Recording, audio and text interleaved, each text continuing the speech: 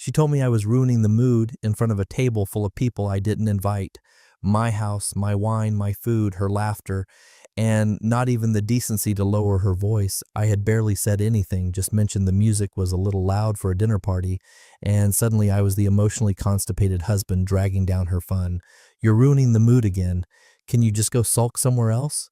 She said it like I was a child. Worse, like I was an embarrassment she had to manage in front of her real life, her curated audience of coworkers and overly charming just friends. One of them, tall guy with silver temples and a blazer 2 sizes too tight, smirked into his Pinot like they shared some inside joke. Maybe they did. I didn't say a word. Didn't throw a fit. Didn't break the wine glass I was gripping a little too tightly. I just stared at her for one long silent second.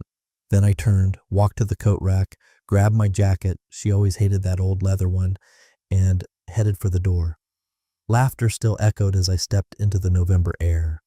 The sky looked like wet cement, the kind of weather that presses on your chest without asking permission. It felt right. Funny thing about silence, people think it means weakness. They think if you don't fight back, you're backing down. But sometimes silence is the sound of the last fuse burning. That was the last night I played the background character in my own damn life. And hey, if this hits home for you, or you've ever stood in your own kitchen feeling like a stranger at someone else's party, do me one favor, subscribe. Seriously, more than 90% of folks read this stuff without hitting that button, and it's the fuel that keeps this whole thing running. It helps the team do more of these. All right, back to it. I didn't drive anywhere in particular, just kept going through the hills, past gas stations and closed diners, into roads where the street lights got scarce. I wasn't running away, and I wasn't waiting for her to call. I just needed to feel the engine hum under my hands and the road stretch out like something I still had control over. Because back inside that house, I didn't have control. Not of the mood, not of the narrative, not of her. Heather used to be different, or maybe I used to believe better.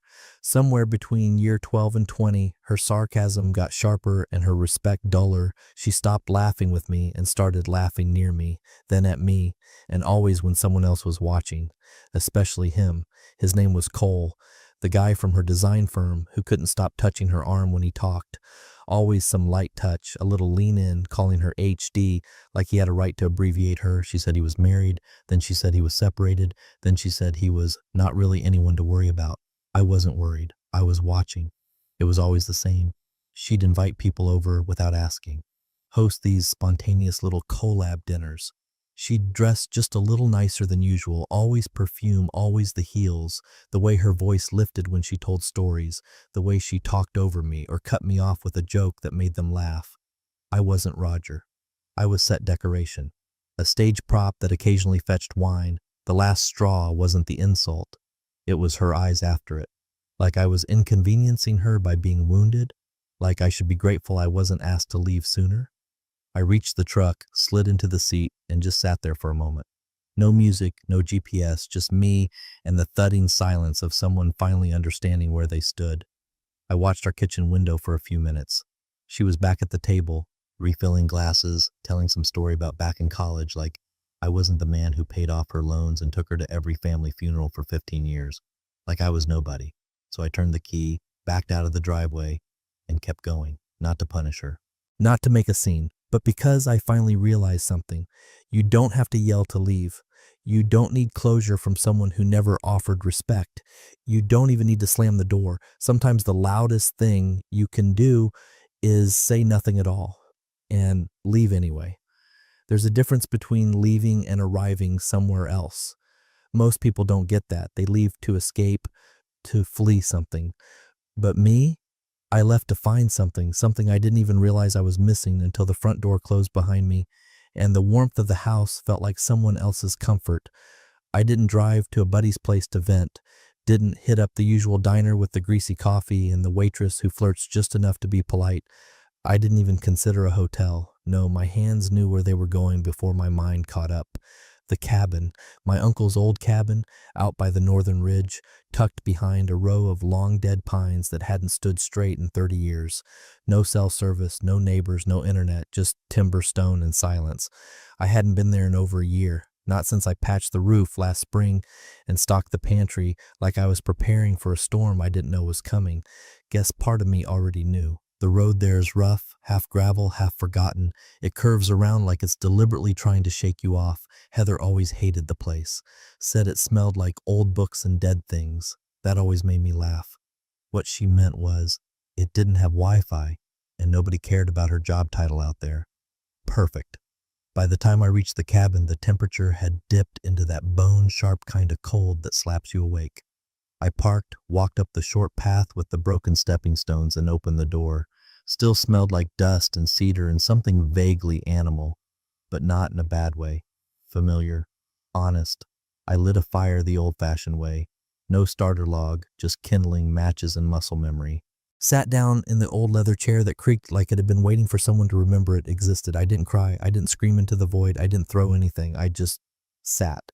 And the silence, it wasn't empty. It was alive. No distant laughter, no fake chuckles from people who knew nothing about me, no wine glasses clinking around some half-baked work celebration, just the soft pop of the fire and the wind pushing against the cabin walls like it was trying to see if I still remembered how to be alone. I took out my phone once. Just once. 12:18 a.m. No messages. Not even from her. That stung for about half a second. Then I smiled, turned the phone off, laid its screen down on the table like it didn't own me anymore. It's amazing how quickly your body adjusts to stillness when it hasn't had it in years. My hands stopped clenching, my jaw loosened, even my back, which had carried 1,000 tiny humiliations without bending, seemed to settle. I wasn't sulking. I wasn't making some grand gesture. I wasn't trying to teach her a lesson or provoke guilt. That would require me still wanting something from her. No, this wasn't protest. It was permission. Finally giving myself permission to stop being the quiet punching bag, the dull fixture, the man who compromised until there was nothing left but a husband-shaped shadow. I made tea, no fancy blend, just a dusty tin of black tea and boiled water, sat with it steaming between my hands. Thought about how Heather would have rolled her eyes at the chipped mug. "Why don't you just bring real cups next time?" she used to say. "Because this is a real cup. This is a real place. This is a real moment." I looked around the cabin and noticed things I hadn't seen in years. A hunting knife still in its sheath on the mantel. My uncle's old flannel shirt hanging by the door. The photograph I had left behind. Me and my father fishing before life got complicated and people started measuring love in calendar invites and text tone. Out there, away from the noise, away from the curated performances and obligatory work friends, I remembered something vital. I'm not a prop, I'm a person. And the saddest part, it took a slap of humiliation to realize that I'd been standing still while my own story was being written without me. I stoked the fire one more time, leaned back in that chair, and closed my eyes. Not because I was exhausted, but because for once I wasn't on guard. It wasn't about proving a point.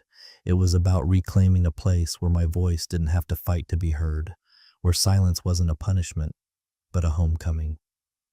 The sky cracked open at dawn with that pale, indifferent gray that always feels like a hangover you didn't drink for. The kind of light that doesn't warm anything, just exposes it. I sat on the cabin's front step, boots resting on cold wood, a half-drunk thermos of coffee beside me, steam winding upward like it was in no rush to vanish. My shoulders didn't feel heavy anymore, just still. That's when I figured it was time. I pulled my phone out of my coat pocket, still dead silent and black-screened. Held it in my palm for a second longer than I meant to, like I was cradling a grenade, then pressed the power button.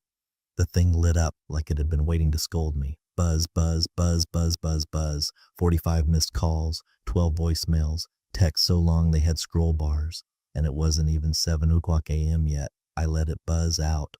No reaction, just watched the chaos unfold in real time. Notifications stacked like dominoes, her name again and again, then unknown number, then Heather, too. She changed her contact photo at some point, a selfie in our kitchen, forced smile, red lipstick, trying too hard. First message was timestamped 10:23 p.m. Real mature, just walk away, huh? Like a child. Second, everyone noticed. Hope you're proud of the scene you made. Then, fine, stay gone, I don't care. And then, a shift. Around midnight, okay, seriously, where are you? I'm worried. 12:31 a.m. Please just text back. 12:52. Are you safe? Are you with someone? 1:15. Roger. Come on. I didn't mean it like that. You always do this. Shut down. Make everything so dramatic. 209. Can we talk, please? 422. I'm sorry. 547. I didn't mean it. I opened the voicemail app, let the first one play. Hey, I know you're mad, but this is just, it's blown out of proportion. You can't just vanish, okay? That's not fair. Not to me. The second was angrier. The third was silence. Just background noises, shuffling, maybe a door closing. The fourth? She was crying. Real tears, not performative sniffles. This wasn't Heather at brunch crying. This was something guttural, messy, raw. She said my name twice like she forgot it the first time. Roger, I don't know what happened. I didn't mean it. We were just having fun and please come home. I'm sorry. I'm really sorry. I paused the message halfway through, not out of cruelty, just didn't want to hear the rest. See, Heather had mastered performance years ago, could flip between flirty, sharp, cold, and vulnerable like it was wardrobe. But that message, it didn't sound rehearsed. It sounded scared. Like someone realizing too late that the foundation wasn't just cracked, it was already gone. And still, I felt nothing. Not joy, not rage, not vindication, just clarity. Because the thing is, when a person is used to yelling into a storm and always getting thunder back, silence disorients them. It's not passive. It's surgical. It forces them to hear themselves without the feedback loop. Heather didn't expect silence. She expected a fight, a dramatic exit followed by a dramatic return. She expected me to come back in with an apology or a list of things she'd done wrong so she could pick them apart and make it about my control issues. Instead, she got this, me, quiet, calm, and gone. I didn't text back. I didn't listen to the rest of the voicemails. I placed the phone face down on the passenger seat of the truck and sat for a moment longer, watching a squirrel skitter across the frost-covered gravel. Even the wildlife seemed to be minding its own business for once. I remembered something an old mentor told me once, back when I still thought compromise was a virtue that could save anything. When someone shows you their version of peace, pay attention to whose silence they're trying to silence. Heather's version of peace always involved me giving up ground. Mine just needed her to stop talking long enough for me to remember I had legs. As I turned the ignition and began driving back toward town, the phone buzzed again. I didn't check it. I didn't need to. I already knew the script. Guilt, panic, justification, bargaining. But none of it would work. Not because I hated her, but because I finally didn't owe her a reaction. I wasn't retreating. I wasn't sulking. I was driving back into a world where I didn't need to be smaller or just to make her feel more interesting. And for the first time in a long time, the road felt wide open. Walter always brewed his coffee like it was a challenge to your arteries, thick, burnt, and somehow still too watery. But the man had a way of speaking that made it worth sipping. We sat on his back porch that afternoon, same two worn-down chairs we'd fixed a dozen times, looking out over his half-dead tomato plants and the rusting frame of an old swing set his grandkids never visited enough. He didn't ask why I'd stopped by, just poured coffee into a mug that said "World's okayest, Dad," and handed it over like we did this every Sunday. "Long night?" he asked without looking at me. "Long enough." He nodded like that answered everything. In Walter's world, you didn't need to spell things out, just needed to show up with the kind of silence that said something had shifted. We talked about nothing for a while. Weather, gas prices, his knees. But then he leaned back, scratched his neck, and said something that landed like a pin pulled from a grenade. "You should have heard Ellen last month." My hand paused mid-sip. I didn't look up. "What about her?" "She was drunk. 4th glass of wine deep, maybe 5th. They were out here after that garden party Heather threw. You know, the one where everyone brought some overpriced cheese and pretended to like it." I nodded. I remembered. That party had cost me $600 and 3 hours of pretending to enjoy oat milk brie. Walter continued. They were laughing about something about Cole, that guy from her design firm. Ellen said something like, "Well, as long as Heather keeps her story straight, Roger won't have a clue." And then they all laughed like hyenas on a sitcom laugh track. He glanced at me. Didn't sit right. Even the damn tomatoes curled up a bit. I didn't react. Just let the words hang between us like smoke from a cheap cigar. Walter didn't press. He never did, just shifted topics back to his leaking roof like he hadn't just detonated my Sunday. But I wasn't hearing about shingles and flashing. I was hearing Heather's laugh. Too sharp, too performative. The way Cole always stood too close. The late meetings. The sudden interest in Pilates, which she'd always said was a scam for flexible influencers. That night, I didn't go home. I went to my office, pulled out my old laptop, one she didn't know still worked, booted it up, slow as hell, with that humming noise that sounds like it's trying to remember how to breathe. I opened our shared bank account first. Nothing obvious. Then I pulled up the credit card statements and scrolled. Past groceries, fuel, household crap. Then I started seeing repeats. Cafe Vivant. 4 times in 1 week. Heather hated that place. Too bitter, not enough syrup, she'd said. Astoria Winehouse. A Tuesday, a Thursday. We never went out midweek. Then came the Civic Hotel. Room service charges under her name on weekends she claimed were team-building retreats. Not company paid either. Personal card. My chest stayed still. No panic. Just a new kind of focus. Like tightening screws on a loose door frame. I pulled phone records. Had to reset the password first. Something she hadn't changed yet. Once inside, I filtered for incoming and outgoing numbers. One in particular stood out. A 917 area code. Showed up often, mostly late at night. Some calls were short, some dragged to the 40-minute mark. Sometimes more than once a day. I cross-referenced it with my memory, then the design firm's team page. Cole, of course. I kept clicking. Looked for receipts, appointments, patterns, a boutique jewelry shop. Twice, once in July, once in September. I zoomed in on the date in July. Our anniversary was that week. She came home exhausted from a team dinner that night. Didn't even remember it was our date until the next morning. Gave me a card that looked like it was bought at a gas station. I chalked it up to stress. Now it read differently. Not anger, not betrayal, just clarity. Like finally realizing a picture you've stared at for years was upside down the whole time. I sat back in the chair. The screen glowed in the dark, illuminating a man who'd been a ghost in his own life. But now the ghost was watching. Still, I didn't confront her. No rage texts, no tearful calls. Because Heather didn't know yet that the silence wasn't passive. It was collecting, learning, watching. She wanted to make me invisible, but she forgot ghosts see everything. The first time I opened the camera footage, it didn't even feel like revenge. It felt like reviewing a security feed after a break-in. You don't go looking for justice. You go looking for proof that you weren't crazy, that the crack in the window didn't just happen, that the drawer didn't open itself, that the damage was real and it had a face. I had installed the motion-triggered camera in the den 6 months earlier, back when Heather's calendar became more fluid. She'd been working late with her creative team, which sounded like a poorly written alibi even at the time.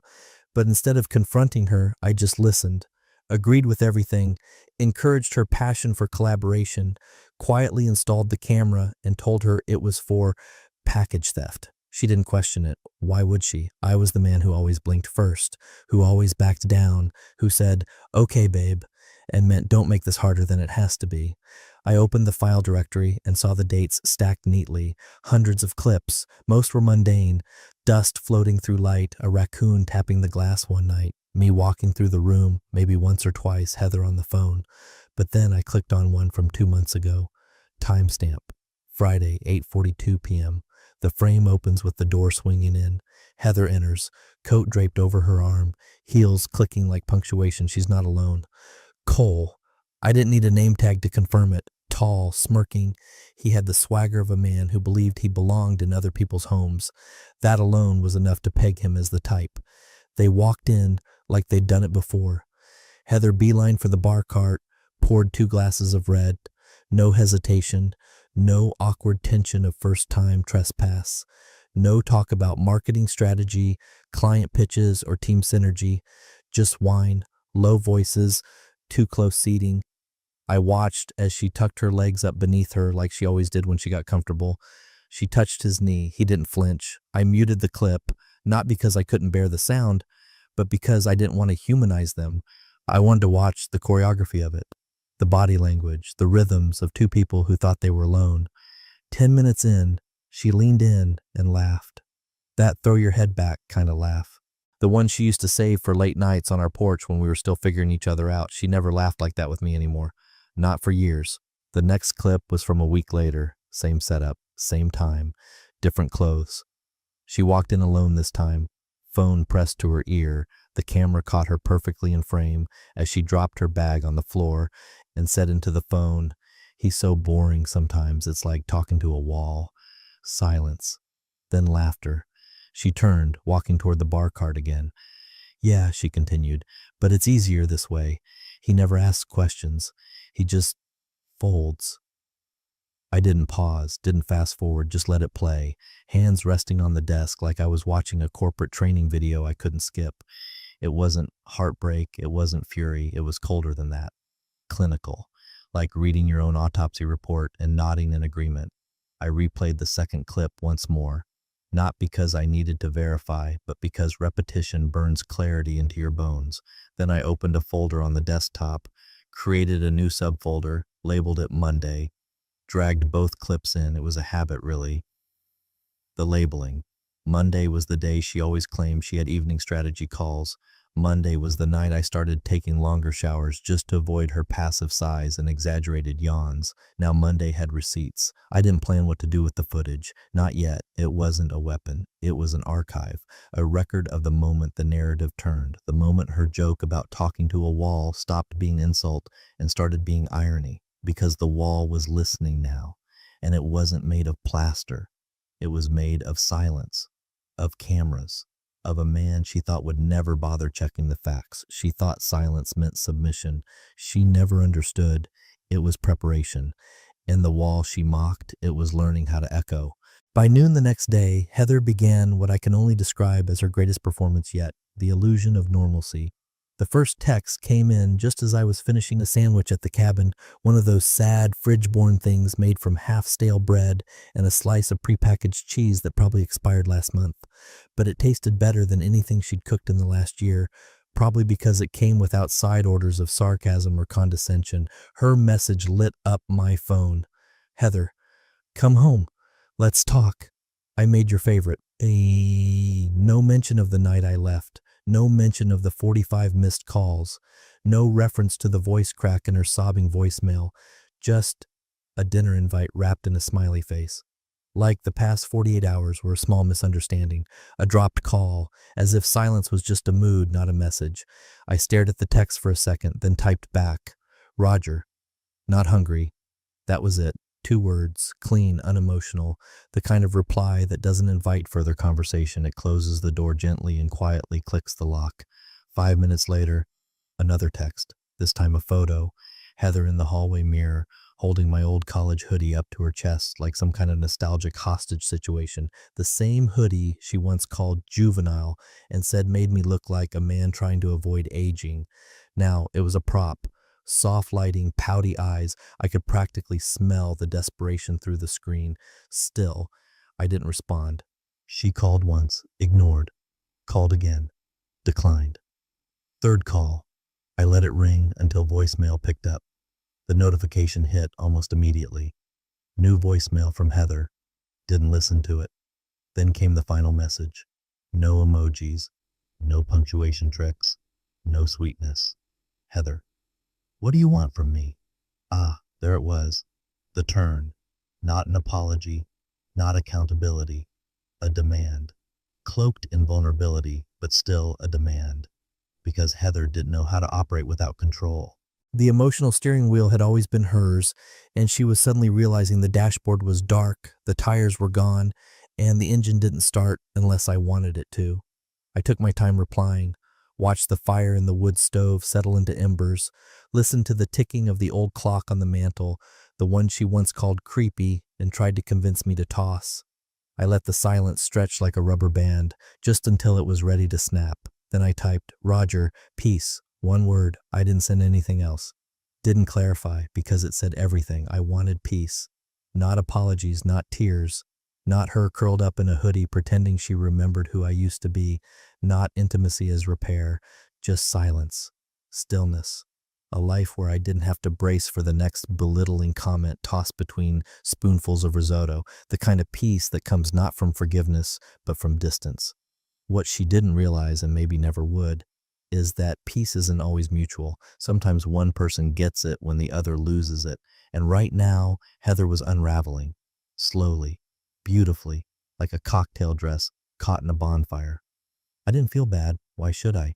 For years, I'd been the ballast in her chaos, the predictable man she could mock in front of friends to feel clever, the loyal, dull husband who didn't ask questions when hotel charges hit the statement or when she started locking her phone at night, the boring one. Well, now the boring man was unbothered, unreachable, and uncooperative. And the woman who always thought she had the upper hand, she was holding a knife with no one left to stab but herself. The best part? She still didn't understand that not responding was the response. Heather always believed her greatest currency was charm, that brittle, high-gloss persona she carried like a designer clutch, effortless in public, acid behind closed doors. She used it like a scalpel, slicing through boardrooms, brunch tables, and social gatherings with precision. When someone laughed at her jokes, she wasn't hearing the humor, she was taking inventory. And for years, I watched her sharpen that persona, sand down every edge that hinted at real vulnerability. All she needed was a captive audience. But audiences vanish when the lights go out. And I had started flipping switches. It began small, just a whisper of rot beneath the surface. A digital whisper, to be exact. One of her co-workers, Julia, had always been the sympathetic one, the kind of woman who said things like marriage is hard over happy hour cocktails, while clearly wondering how Heather had landed a husband who didn't drink, didn't stray, and didn't argue. I knew her work email. I'd seen it once on a party RSVP Heather left open on the laptop. So I sent it. The first clip. Just a few seconds of Heather and Cole in the den, wine glasses clinking, her fingers trailing down his wrist as she laughed. That laugh. No caption. No explanation. Just the truth. Uncut. Sent from an anonymous burner address I created while sipping coffee in the cabin. Subject line. Thought you should know what collaboration looks like after hours. I didn't expect a reply. Didn't want one. Just wanted the image to plant itself and fester. A week later, Heather came home from work unusually early. No triumphant phone calls about crushing her pitch. No gloating about how the creative director couldn't breathe without her opinion. She sat in silence on the couch, tried to play it off like she was tired, but I could see it. Something had cracked. 2 days later, I sent the second package. Her gym had a strict policy about unauthorized guests, members only after 9 o'clock p.m., and everyone had to swipe in. Funny thing, security cameras don't lie. Especially not when you request footage anonymously with a timestamp and a heads up about policy violations. Heather entering through the side door with Cole in tow, his badge never scanned, her body language way too familiar for spotting form. That one went straight to the gym's HR inbox. A few more days passed, then the whispers started. At work, the usual greetings thinned. Text replies slowed to a crawl. Lunch invites stopped coming. Meetings were shorter, tighter. Her boss stopped including her in client dinners, the same ones she used to gloat about securing. Heather assumed it was jealousy, said as much aloud when I asked why she seemed off. They're just intimidated, she told me, swirling a glass of wine like she was auditioning for a reality show confessional. It's lonely at the top, but I knew better. The thing about curated lives is they require constant polishing. One scratch, one stain, and the whole image starts to unravel. Ellen was the one who finally said something. Heather cornered her in the parking lot after work, said everyone was acting weird, that people were being distant. Ellen, bless her unfiltered soul, didn't even sugarcoat it. Maybe they saw who you really are. That's all she said. Then she got in her car and drove off. Heather came home that night and slammed the fridge shut like it owed her answers. She paced, huffed, pretended to call someone, then hung up halfway through the first ring. She dropped her phone on the counter and looked at me like I was supposed to ask what was wrong. I didn't, because I already knew. I watched her drift through that week like a ghost wearing her own skin, angry but aimless. She wore louder clothes, pushed extra hard at the gym, posted 2 selfies a day, quotes about resilience and truth always rising, the usual fog machine for someone who senses the stage lights dimming but still thinks they can force an encore. But this wasn't a story where the audience begged for more. This was a slow fade to black. She didn't know yet that the people she built her world around weren't loyal. They were just entertained. And now that the act had cracked, the crowd was slipping out the side doors, not with booze, just quiet exits, the same kind she used to accuse me of when I left a dinner party early. But now the silence wasn't mine, it was hers. The elevator ride up to the 10th floor was so quiet, it felt like a confession booth. No music, just the low hum of machinery and my reflection in the brushed metal walls. Older, yes, but calm, settled, like I had finally stopped bleeding energy into people who mistook my silence for emptiness. The office was sleek, minimal, professional. Glass doors, dark wood trim, and a wall of succulents that looked like they hadn't needed human interaction in months. A young assistant with perfect posture led me down a hallway and into a room that didn't smell like ego. It smelled like ink, old leather, and consequences. Across the table sat a woman named Margaret Lee. Early 40s, charcoal suit, no jewelry except a thin platinum watch. She didn't smile when she greeted me, didn't need to. Margaret wasn't hired for bedside manner. She was hired because she'd once helped my friend Richard dissolve a joint business before his ex could turn it into a hostage negotiation. She gestured to the stack of documents in front of her. "We're ready if you are." I nodded, no dramatics, no sigh. Just picked up the pen and began signing. It wasn't a divorce, not yet. Heather didn't know that part of the chessboard was even in play. What this was, in Margaret's words, was a strategic firewall, a quiet restructuring of every piece of my life she had conveniently forgotten wasn't hers to manage. First, the assets. My uncle's inheritance, 2 investment accounts, a small portfolio of industrial properties, and of course the cabin, had always been in my name. But now, with Heather's laughter echoing in my memory as she stroked someone else's wrist in my den, it felt reckless to keep anything exposed, so I moved them, all of it, into a trust managed by my sister, Elaine, CPA, mother of 3, and the one person in the family Heather never tried to manipulate. Elaine had seen through her from the beginning, once called her a hand grenade with glitter polish. Now she was trustee of everything Heather never knew existed. Margaret slid over the final document. "This is the clause that removes any claim of marital contribution. Since all assets predate the marriage, it's airtight." I signed it without blinking. Next came the cabin. Technically, it had always been separate, but now it had paperwork to match. Designated as private property under the trust umbrella, not marital, not shared, not discoverable without a very expensive lawyer and a very invasive court process, neither of which Heather would stomach unless her pride outweighed her bank account. And with the way her office had gone cold lately, I doubted she had the social capital left to burn. Lastly, the wild card. Margaret tapped a final tabbed page. "Security documentation?" I nodded, just in case. The den footage, labeled, dated, and backed up in 3 separate places. A digital ledger of Heather's loyalty, or lack of it, not for court, not yet. But if she ever turned this Cold War into a hot one, I wasn't walking in unarmed. She still didn't know about the camera, or the trust, or the accounts that had already been drained of joint access weeks ago, masked by routine maintenance emails she never read. She didn't know because I hadn't reacted, I hadn't shouted, hadn't accused, hadn't played into the script she had memorized and weaponized for years. Heather always expected me to take the hit, absorb the shock, and come crawling back with logic and compromise. That was her favorite move. Provocation by humiliation, followed by emotional negotiation. She liked me tired. That's how she stayed in control. But I wasn't tired anymore. I was methodical. I was moving pieces while she was busy performing for an audience that had already left the theater. When I stood to leave, Margaret gave the first smile I'd seen from her all morning. "It's rare," she said, "seeing someone come in this prepared." I shrugged. "It's been building for a while." She tilted her head. "You want to pull the trigger on a full divorce?"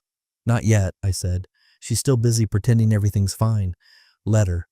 And that was the truth of it. Let her play house in a home she no longer owned. Let her microwave meals in a kitchen built on fiction. Let her wear my hoodie, text her friends, post her quotes, and spin her narratives. I wasn't responding. I was restructuring. And while she was watching for fireworks, I was laying foundation. Not for war, for freedom. The text came late in the afternoon. "Heather, dinner tonight? Just us, no drama, I promise." I stared at it for a long moment. The kind of message that comes when someone's losing control of the narrative and hoping sentiment will patch the holes. No smiley face this time, no coyness, just tired words. I knew what this was. She wasn't reaching out, she was reaching back. Back to the last version of me she still believed she could summon with a decent meal and misty eyes. The man who didn't ask questions. The man who folded, smiled, ate whatever was served, and stayed for dessert, even if it tasted like guilt. But I was curious. Not hopeful. Just curious. So I went. The house looked different, cleaner, like she'd tried to erase whatever scent he'd left behind. Candles flickered in the dining room, real ones, not the usual LED knockoffs she used when she didn't want to deal with wax. Music played low, jazz. She always played jazz when she was pretending to be composed.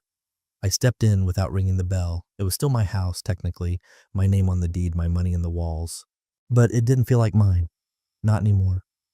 Heather stood near the table, hands clasped in front of her like a hostess at a restaurant trying to impress a food critic. She wore that navy dress she always swore was too formal for the house, and her hair was pulled back like she'd stepped out of one of her filtered LinkedIn profile pictures. She smiled, small and trembly. "Hi." I nodded, said nothing. Dinner was salmon, asparagus, a bottle of wine already breathing. I sat down and let her pour. I cut into the food and took a bite. It was good, seasoned, the kind of meal you make when you want someone to remember you know how to care. She kept glancing up like she was waiting for a cue. "So," she started, forcing lightness, "I've been thinking about us." I didn't respond. She tried again. "This house is too quiet without you. I didn't think it would be, but..." Another pause. She reached for her wine, then changed her mind. "I made mistakes," she said, a little too loud, then softer. "I know I did. But you shutting down like this, it's like you're punishing me instead of talking to me." Still, I said nothing. She set her fork down, leaned in. "Roger, come on. This cold thing you're doing, this isn't you." That was the moment she cracked. Tears welled up, real ones this time. Not performative mist, but heavy drops that caught the candlelight. Her voice broke. "I messed up, okay? I thought I could handle everything. Work, us, the stress. I was stupid. I was cruel. I know you saw something, heard something, or maybe someone told you." She stopped herself, watched me, and I looked right back at her.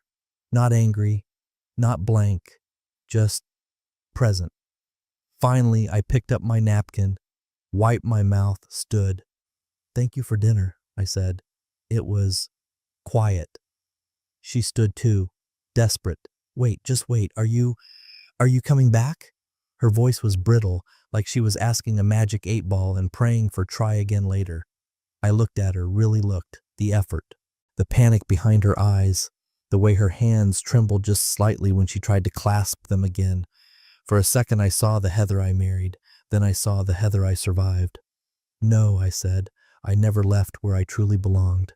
And I walked past her, through the hallway I once painted, past the art she picked out but never really liked, past the scent of her expensive candle that tried too hard to smell like serenity, out the door, into the cool air. There was no dramatic slam, no car peeling away, just the soft click of the door and the realization that Heather wasn't watching me leave. She was watching the version of herself she only knew in relation to me dissolve, quietly, cleanly, and forever. And for the first time, she couldn't follow. The air at the cabin felt different this time. Not colder, not sharper, just clearer, like the fog of too many years had finally lifted. I stood at the stove while the kettle hissed, old hands wrapped around the worn handle of my favorite tin mug, the same one Heather once called a camping souvenir disguised as trash. I smiled at that. Funny how something mocked can become sacred once you've cut the laugh track. Outside, the frost had melted just enough to make the deck slick. I stepped out slowly, coffee in hand, breath fogging the glass door behind me. A red cardinal landed on the railing, puffed up and defiant in the chill. It sat there eyeing me like it knew everything, like it had watched the whole thing from a branch just outside the frame. We nodded at each other in mutual understanding. The phone buzzed on the windowsill. Just once. I let it sit there for a few moments. No rush. I already knew who it was before I picked it up. "Heather, I didn't think you'd actually leave me." The words hit like a child's final plea. Not because they were innocent, but because they came too late. I read it twice, not for clarity, just to let the shape of it sink in. I typed slowly, each letter a full breath. Roger, you didn't. You pushed me toward something better. No send-off, no punctuation dramatics, just the truth, plain and settled. I set the phone face down again, let the fire inside crackle back to life. There was no satisfaction in her pain. That would have made this a game, and I never played games. I just stopped participating in hers. She didn't lose me to someone else. She lost me to the silence she thought she controlled, the same silence she ridiculed and filled with her own noise. But now it wasn't a void.